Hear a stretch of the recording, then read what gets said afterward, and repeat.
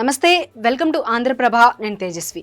TDP third లిస్ట్లో మాజీ మంత్రి, టీడీపీ సీనియర్ నేత దేవినేని ఉమామహేశ్వరరావుకు టికెట్ కేటాయించలేదు. దీంతో చంద్రబాబు నిర్ణయంతో ఉమా తీవ్ర అసంతృప్తి వ్యక్తం చేశారు. మైలవరం నుంచి ఎమ్మెల్యే అభ్యర్థిగా పోటీ చేస్తానని మొదటి నుంచి భావించారు. కానీ అలా జరగలేదు. మైలవరం నియోజకవర్గం ఎమ్మెల్యే అభ్యర్థిగా వసంత కృష్ణప్రసాద్ను అధిష్టానం ప్రకటించడంతో తీవ్ర అసంతృప్తి వ్యక్తం చేశారు దేవినేని ఉమా అభిమానులు. మైలవరం ఎమ్మెల్యే అభ్యర్థిగా దేవినేని ఉమా కాకుండా వేరొకరిని ఊహించుకోలేమని చెబుతున్నారు. దేవినేని ఉమా కార్యాలయం వద్దకు భారీగా చేరుకోవడంతో అక్కడ ఉద్రిక్త పరిస్థితి నెలకొంది. మరోవైపు కొండపల్లి మున్సిపాలిటీ కౌన్సిలర్లు కూడా దేవినేనికి ఫుల్ సపోర్ట్ చేశారు.